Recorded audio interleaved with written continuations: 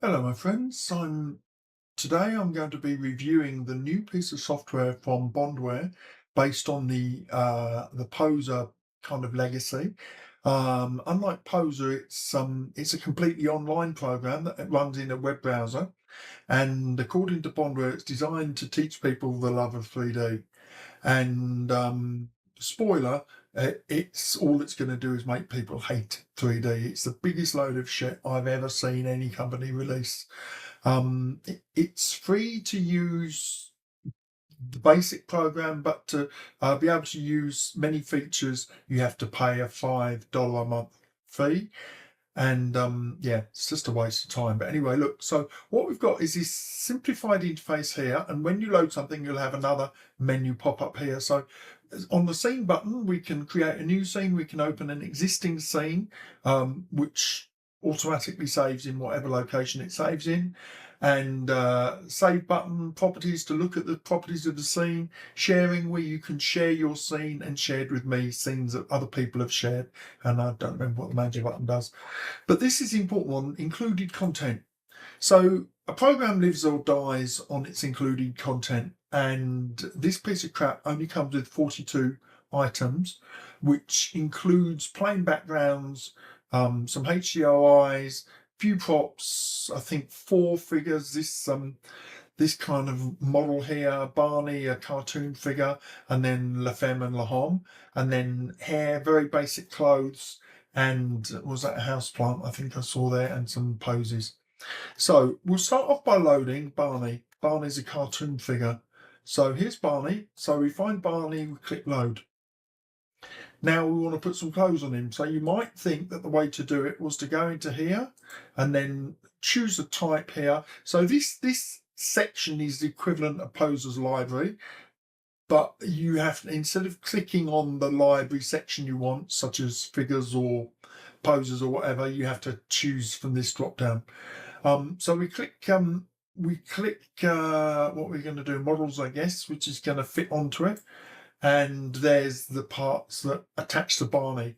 Now, if I load this, it doesn't conform to it. What I actually have to do, now I want to get rid of this stupid menu. I have to scroll to the top and click this rather than just clicking off the menu. So I have to select the figure, Barney, and once I do that, these extra options appear, and now I click Add Conforming. And it shows me the things that conform specifically to Barney. So I'll add a shirt and pants and shoes. So there. So now I want to pose him. Okay, so you notice probably that in the included content there were some poses. So if I click poses, so you see these poses, they only apply to the specific figure they're designed for. And Barney is not one of those figures. So the only way to pose him is to manually pose him. So what I have to do is I have to go pose figure, and then it brings up this crap. And I can't just click on the thing that I want to pose here. I have to go up to here, and then I have to rotate here. Okay, so you can click on the joint, but you can't pose from that joint. Here, see, as I move, it just moves the whole figure. Doesn't matter which button I use, doesn't pose it. I have to use the parameters basically, as you might do in Poser. Whereas in Poser you can also drag these around with a gadget. So that's a little bit laborious already. Okay, what else do I hate about this piece of shit? Incidentally, I'm pressing the middle mouse button and moving the mouse forwards and backwards to scroll, or I can just use the scroll wheel. I can use left and right rotates, up and down rotates, or I can hold the right mouse button down and I can pan or translate, whatever. Okay, so we've got a whole bunch of content here. Well, not a whole bunch, a very small amount actually. What if you want to add some more content? Well, the good news is that you can actually add poser content, which is essential because this is all it comes with, and this is not enough to do anything with. So you want to add your own poser content. So let's go into the info to see how to add poser content. And you'll see down here, converting content from Poser 13, you have to convert it through 2 or 3 offline programs, and then import those converted models into here. There's not no one click bring your poser models into this. You've got to do this laborious thing where you've got to go onto GitHub or something like that to find these command line programs, and then you have to. It's so bullshit. It's so archaic that the program feels like it was.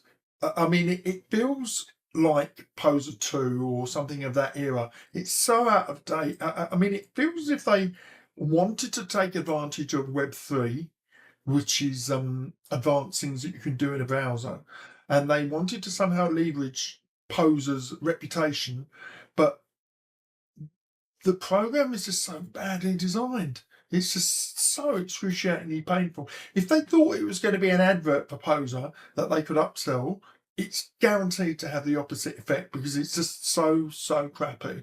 And if they thought it was designed to create a love of 3D, again, the complete opposite effect because it's so bad. Anyway, so you could convert Poser content across, but absolutely nobody on this planet's going to do that because it's absolutely ridiculous. Why, if you already had Poser, would you be converting from that far superior, infinitely superior program into this pile of shit? It makes no sense. So who is it aimed at?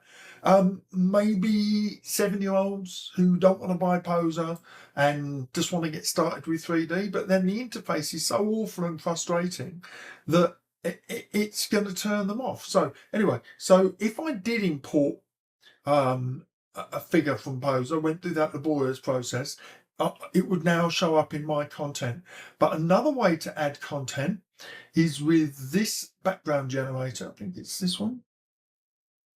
This one, background generator. This is probably the best part of the program, which is not saying much because it's awful as well. So it's an AI background generator. So here, for example, what could I do? Beach with big waves. Oops, daisy. And I did generate, and it generates it. So it's just a normal mid-journey type thing. Generates an image. You can't control the resolution. It just does it for you. And there's a scene, beach with big waves. So this is a photorealistic. I could have said cartoon beach with big waves, cartoon beach. Now, usually what you could do in Midjourney, give you multiple iterations of the same render in different styles, and you'd kind of iterate towards it. And you choose the one that was most like it. But with this, you just have to go from scratch again. So you can never use something that you did previously as the basis to move towards something better. So here's our beach. So we'll save that to my content. And that's tediously slow. I don't know what, so okay, I don't need to know that. Okay, go away. And now in my content, you will see cartoon beach with big waves. And there it is, ready to load into the scene. Boom. Now, you can also control the rendering, whether or not it has shadows or not. Lighting. Now, it does have lighting, but the lighting is super basic. Okay, so lighting is controlled in the scene properties area, which is really weird. And you get to do the up and down lighting, see the shadow changing, and the horizontal. So again, super crappy. You don't get any light indicators in the scene. You just have to judge it by the shadows. You can change the intensity, the saturation. That's how kind of how strong the color is, and the light color, and you can change it for cartoon effects, which takes a bit of messing around. These are kind of mostly in Poser, but they're done much better. And this one's important, show grid. So when you come to render, I'll put full shadows on as well. When you come to render, you have two choices. You can render to clipboard or you can render to a file. So let's render to a file. Now you see it's got these grid markers on. When I render, it basically, it doesn't do a ray tracing, it just saves this exact file. So when I render to file, and I just call that REC. I don't even know where this is saving to actually. Okay, right, okay, let's save to documents. And now if I go to documents,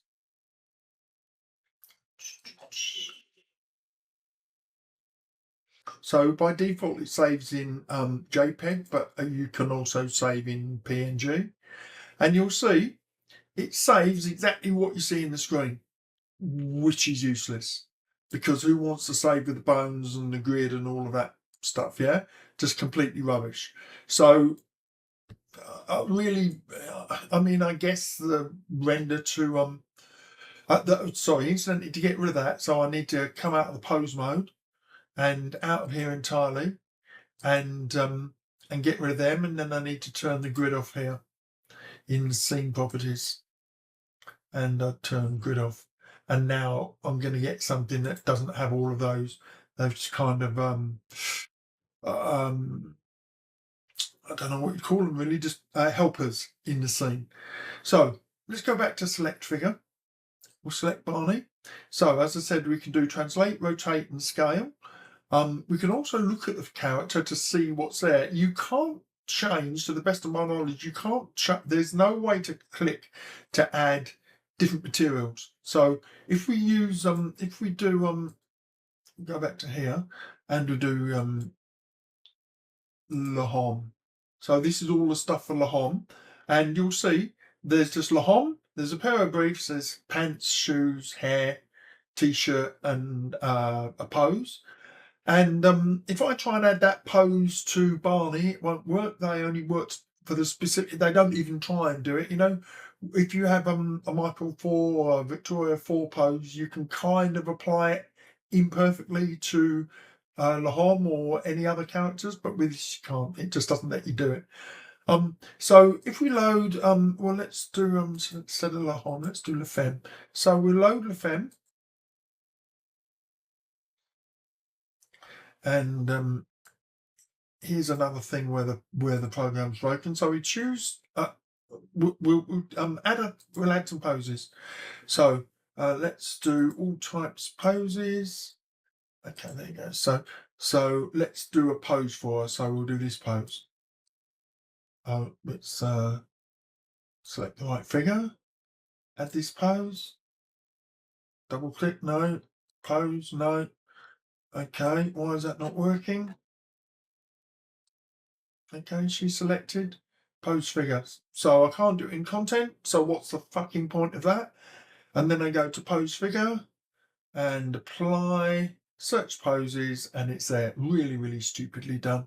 And this brings up all poses. So I'll click on this and it poses her now. So she's in some kind of hero pose here. There's no auto frame either. It's just so here's our figure that we want to pose. Unselected again. So another really annoying thing, if I'm in this menu and I click off it, it shuts the menu down. Really, really annoying. So I've got this figure and I want to do a pose. So I do pose figure and apply, and I want to apply this expression. So I click apply, expressions, overwrite the entire body pose. So to be honest, guys, I don't know why it says reset morphs, because there's no morphs included. So the only way to get morphs in would be to bring them in by converting them in Poser. And if you already use Poser, you would have zero reason to use this piece of garbage.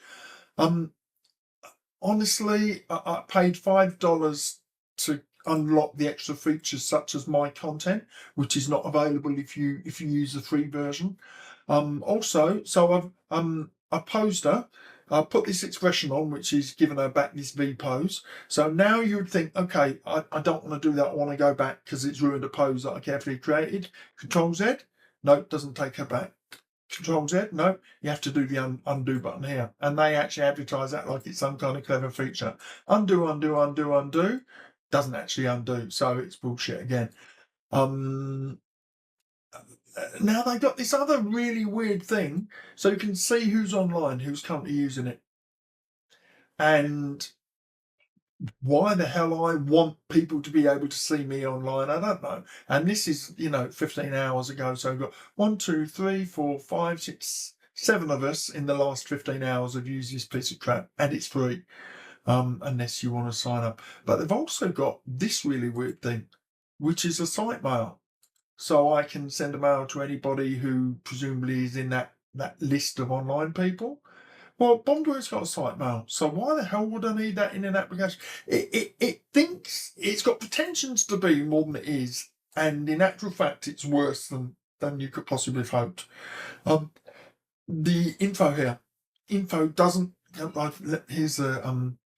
Here's the mission statement. PoserPlay is a web app designed to introduce users to the joy of composing scenes in 3D. All you need is a web browser, an internet connection, and an email address to get started. It's not going to introduce anyone to the joy of 3D. It's going to turn everybody off. The best thing they could do was shut this down. It really annoys me that somebody at Bondware has been forced to waste time developing this rather than making Poser better. This smacks of the CEO of Poser having a good idea 5 years ago, and the technology was already late, but he's out of touch. It's a bit like Daz with their stupid what do they call them? Non-fungible people. They jumped on the bandwagon hard, invested tens of thousands of dollars making these NFT characters just as the market for NFTs had died. And even then, the NFT market was crap. There was never been a time when NFTs were a good idea, and Daz jumped on it really late. And now Bondware's said, hold my beer, I'm going to do an even worse job. The only good thing is that this probably didn't cost them as much to do.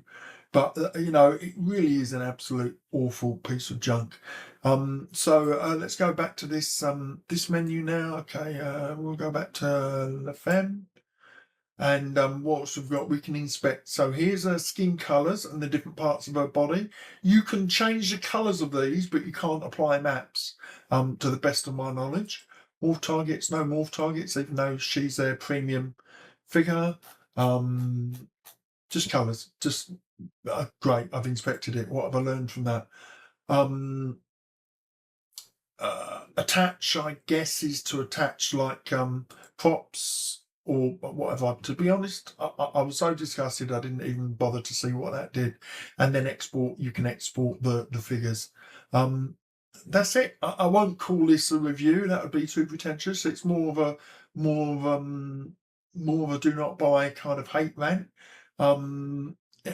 If I'd got any feeling from this program that it was worth the effort, I would have invested more time. I spent an hour or two going over it, and I probably know 90% of what I need to know, 95% to tell you how bad it is. I can save the scene here and then, come back and edit it.